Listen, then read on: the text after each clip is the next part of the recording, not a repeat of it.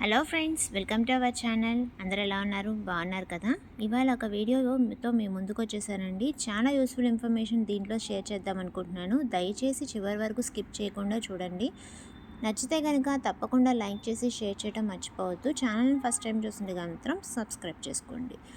డబ్బు డబ్బు డబ్బు ప్రపంచమంతా డబ్బుతో నడుస్తుంది కదండి. డబ్బు సంపాదించడం ఒక కళ అయితే దాన్ని ఎలా వినియోగించుకోవాలనేది ఇంకొక కళ అనమాట. సేవ్ చేసుకుంటే మనం డబ్బులని బాగా యూజ్ చేసుకోగలుగుతాం. వీడియోలోకి వెళ్ళిపోతే, ఆదాయం లేని వాడిని ఊరు నుండి తరిమేయాలంటారు. అలానే ఆదాయం లేనివాడు ఆర్థికంగా ఎదగలేడని కూడా అంటారు. బద్ధకంగా తిని కూర్చుంటే తాత ముత్తాతల నుంచి వచ్చిన ఆస్తులు కూడా శుభ్రంగా కొండలాగా కరిగిపోతాయి కదండి. మనము ఇన్కమ్ అనేది పెంచుకోవాలి, తగ్గించుకోకూడదు. మన భారతదేశానికి ముందుగా ఆదాయం ఏంటి? వ్యవసాయం. వ్యవసాయం నుంచి బాగా ఆదాయం వచ్చేది పూర్వం. తర్వాత ఉద్యోగాలు వచ్చినాయి. కానీ ఇప్పుడున్న పరిస్థితిలో ఉద్యోగాల నుంచి కానీ వ్యవసాయం నుంచి కానీ పెరుగుతున్న ధరలకి మనము అన్నిటినీ అందుకోలేకపోతున్నాం. అందుకని ప్రతి ఒక్కళ్ళు ఎక్స్ట్రా ఇన్కమ్ కావాలని కోరుకుంటున్నారు. ఆ ఎక్స్ట్రా ఇన్కమ్ కోసం నాకు తెలిసిన కొన్ని టిప్స్ మీతో ఈ వీడియోలో షేర్ చేసుకుంటానండి. అందులో ఫస్ట్గా డబ్బులు సంపాదించడం అంటే ముందు సేవ్ చేసుకోవాలండి. అది అందరికీ తెలిసిందే కదా. వచ్చిన డబ్బు వచ్చినట్టు ఖర్చు పెట్టేస్తే ఏముంటుందండి? ఏమీ ఉండదు.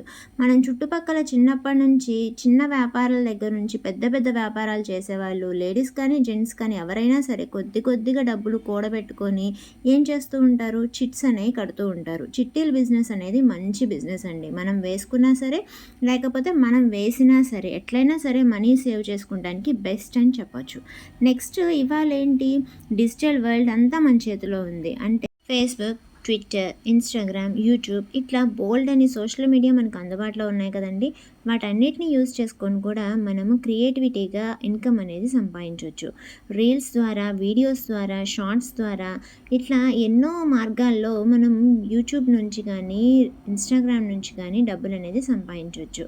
ఇది కేవలం క్రియేటివిటీ మీద బేస్ అయి ఉంటుందండి. మనం ఎంత బాగా జనాల్లోకి వెళ్ళగలుగుతాం అనేది మన ఓన్ టాలెంట్ మీద డిపెండ్ అయి ఉంటుంది.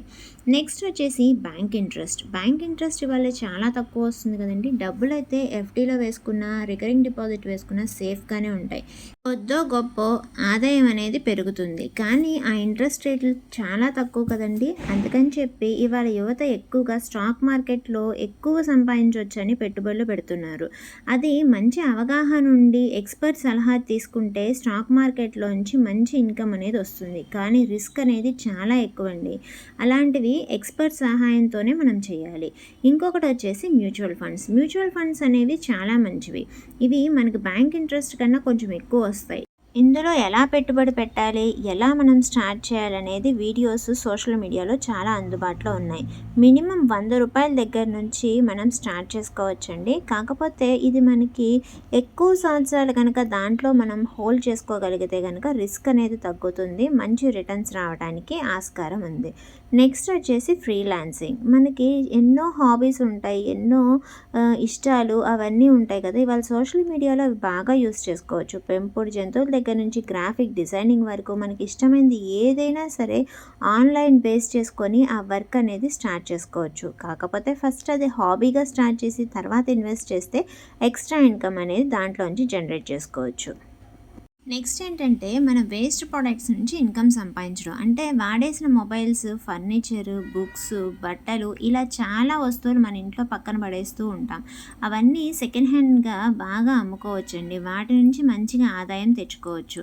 అదేంటి ఇది ఒక్కసారి చేసిందే కదా అంటారా? కాదండి, చాలా యాప్స్ మనకు అందుబాటులో వచ్చినాయి. ఇది ఒక చిన్న బిజినెస్ లాగా ఎక్కడెక్కడ సెకండ్ హ్యాండ్ అమ్ముతున్నారో మనం వాటిని కలెక్ట్ చేసుకొని కనుక మనం ఒక బిజినెస్ లాగా రన్ చేసుకోగలిగితే ఆదాయం అనేది బాగుంటుంది. వాటిలో కార్లు కానీ, బట్టలకు కానీ, ఎలక్ట్రానిక్స్ కానీ మంచి గిరాకీ ఉంది.